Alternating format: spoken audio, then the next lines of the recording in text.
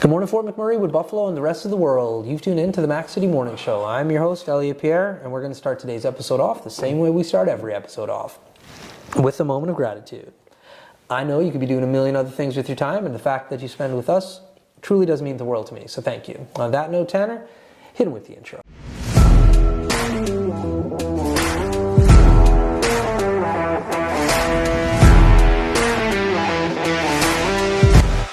How's it going, you guys? It's Jake White, JJW, coming at you from Norrell Toyota in Fort McMurray. Just wanted to say hi and come on down, check the place out.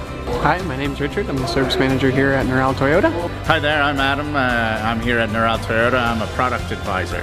Hi, I'm Cass. I'm the appointment coordinator. Happy to help you. Hey, it's Keith Simpson here. I'm the general manager of Norrell Toyota, soon to be Fort McMurray Toyota. Pretty excited for our new dealership. As you've seen, you met all my staff. These guys are all my family. We're here to take care of you. Come on down and be part of our family. And we are back. Big shout out to Norrell Toyota, our title sponsor for today's episode. We really do appreciate your ongoing support. As everybody at home knows, I do not introduce my guests because they can do a better job at that than myself. So, sir, can you please tell everybody at home who you are and what you're about? My name's Gavin Melcher, and I am number 35 for the Fort McMurray Oil Barons. Gavin, what does... Also from Holland, Michigan. So Holland, Michigan. US, yeah. Okay, we got an American here. Yeah. Nice. All right, well, I'm just going to change my whole where I was going to go next. Is this your first time in Canada? So I started the season in Canada, yeah, and then I got traded here a couple weeks ago. So I was in Ontario. Okay.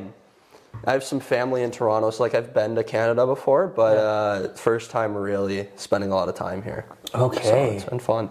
Let's start off with hockey culture in America. What's it like? I think it's pretty similar. It's not done quite as big as here. Like hockey it's huge. You don't have like Hockey Day in Canada type stuff. Minnesota does, but I think Minnesota's a lot more like here. But it's just dial it back a step or two, and I think that's how. Yeah. You guys have football. Yeah, football's huge. Yeah. But I think it's just dialed back a little bit. Yeah. But it's pretty similar other than that. Okay, because I was fortunate when Chicago was making their runs 15 years ago. I just happened to be in Chicago often back then. So I was able to go see some of the games. I was in the bars for the games, and what blew my mind, it was literally game 6, the deciding game one year. And I'm there and I get off the plane and I'm in my cab and I'm like, yo, can you turn into the radio station? And I'm not going to say exactly what the cab driver said, but he told me very clearly he was not. He figured out I was Canada and he's like, forget hockey. I was like, what? And I'd go into bars and they wouldn't be playing the game. Yeah. And they'd say, no, we're not a hockey bar. You got to go across the street. Oh. Which to me, if your city is in the Stanley Cup Finals, I just assumed everybody in Chicago's tuning in. You think. But many wouldn't. I think hockey's getting bigger. Okay. It's obviously not to the extent, but it's definitely growing. I know Detroit is. They call it Hockey Town. It's a big. Yeah. They just love their sports there.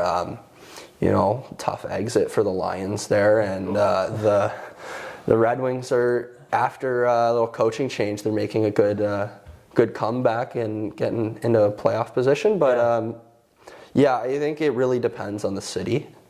I'm surprised Chicago not big on that. No, it was wild. I was down there for 2 out of the 3 years. I actually went to the conference finals when they played LA. Oh, yeah. I got tickets to game 7 when it went into triple overtime and they lost. Heartbreaking. Yeah. But I would walk around Chicago with my jersey on and some people wouldn't even know. It wasn't a thing. But when the Oilers were in, if you walked down Edmonton, you had a jersey on. I'm sure. It went wild. Even in Detroit, I went to, what's it called, Little Caesars? Is that their that's stadium? The new arena. I went there too, and yes, Detroit is different. A lot of people in Detroit know hockey's going down. But not everybody. Yeah, it's not like most of the cities in Canada. It's just it's a secondary sport, and I think it's probably going to be like that for a while, but I think it's growing and it's going to be a lot more popular and it continues to be. But and so where you came from as a secondary sport, I love how you said that actually. Where did you get the passion for playing this? My dad played. So he's from Pennsylvania, and he played, I think, just like regular minor hockey and then high school growing up. So I think he had me on skates when I was probably like 3 or 4 and just playing on the pond or whatever. But yeah, I didn't start playing until later, but that's really how my dad played. And so obviously hockey was being watched. He would watch like Flyers games or whatever, and that's really how I got into it. Nice. Yeah. Now, most athletes from Canada, they think about traveling down to the States so they can get bigger at their sport. Did you think about, oh no, one day I got to go up to Canada? Probably a little bit. Okay. I don't think I did that more than like 1 or 2 times, but yeah, you just know as a hockey player, like they're really good at hockey, and you think about it a little bit, but like as far as in the U.S. goes, Michigan is near the upper end of hockey, so it wasn't all the time, but definitely crossed my mind a little bit. Lower Canada. Yeah. Facts. So now that you're in Fort McMurray, very different from the different places. We're at the top of the world, super north, super isolated. We're a little chiller than the rest of the world. Yeah. Like, how are you feeling the atmosphere here? And do you think that it affects your hockey play? I think the atmosphere, it's cool. I mean, I think it's fitting for hockey, you know, nice cold way up north. It's a good sized town though, and I think the atmosphere has been great. Like there's a lot of energy at the games, a lot of people.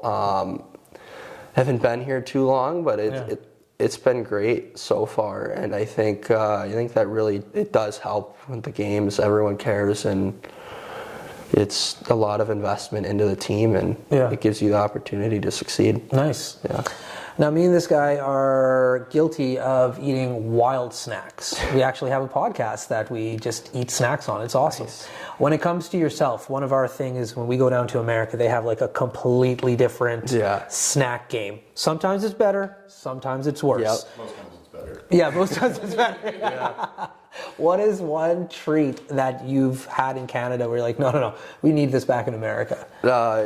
Random one, like because we have it in the U.S., but the Kit Kats are just better. Like, I mean, it could be totally like the placebo effect. I've been told they're different, but I think they're just better. Yeah, like it's just I think if we could just get them like that, it'd be a little better. I'm gonna test this out when we go down for Thunderdome. I'm gonna get a Kit Kat. That's good insight. Yeah. Okay. It could have just been I hadn't had one for a while before I came up here, and then I tried one after being told it was a different different chocolate or something, but I don't know, I think they're better. Yeah, I'd believe it. Depends. I've not had those yet. Excuse me, how long have you been here? Which one? Coffee Crisp? You haven't had a coffee crisp? Too long for that to be acceptable, if I had to guess. Dude, you gotta have a coffee crisp as soon as we leave. If I had one in my backpack, I would have given you one. Every time, we've hired a number of DJs from America to come up now, and so in the gift basket, we always give them like Canadian stuff. Yeah. And the one thing is a coffee crisp, and it blows everybody's mind. Yeah. Coffee crisp, Swedish berries, and A&W onion rings. Yeah. Those are like the 3 things that all Americans come up here and are just like, these are the best. I haven't had those. I don't think I've had any of those. Guys, like your teammates are letting you down. A&W onion rings as soon as you leave, and then swing into a corner store and get a Kit Kat. And and what's the one thing that we have here? Fuzzy peaches. Oh yeah, fuzzy peaches too. Yeah, fuzzy peaches. I'll have to try that. Yeah, fuzzy peaches. But yeah, in America though, like it's just insane. Yeah. Like, any of the stuff that we can get here that you can also get there is way better there. Like Orange Crush. Oh yeah. Orange Crush is phenomenally better in the States. Yeah. Soda's pretty good. Yeah. Soda. They're, nice.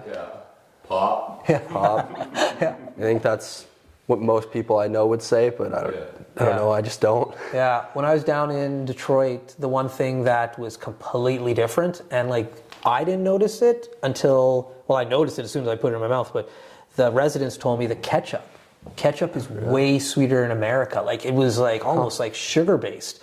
So like I had a lady that I was with who literally had ketchup in her purse, that she's like, I drive across the border to Canada, Windsor, get my ketchup and bring it back because it's not as sugary. I was like, so I tried it out. I'm like, yeah, man, this stuff tastes like some Willy Wonka stuff. I'm not into it. Honestly, I'm probably just so used to stuff being that sugary that it doesn't. I don't even notice it at this point. But I don't know.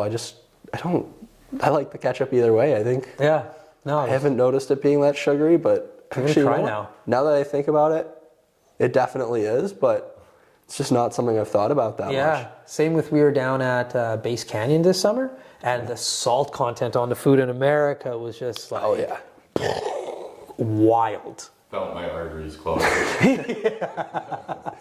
Yeah. Facts. Yeah. Cool. So, in regards to position, where do you play on the ice? I'm a goalie. You're a goalie. Yeah. Oh, you're a lunatic then. There's not many of you. I've got more gear than the guys blocking shots up front. So. Yeah. Man, I wish I would have known you were a goalie before. I have so many questions to ask, but Tanner just tapped his watch. That means we're out of time. Sorry. So before I cut you loose, everybody gets a shameless shout out or plug though. So you have the mic, the camera, the lights. You know what? I guess I'll shout out my family, coaches, advisors, teammates, everyone who's helped me along the way here. There we go. Awesome. Tuning in. Big shout out to our title sponsor, Neural Toyota, as well as Carrie from Patchouli Rose and the beautiful people at Coldwell Banker. Hope you're all having a great day, and I'll see you tomorrow. Peace. I said this. That's another Mac City Morning Show done. It's so ballistic!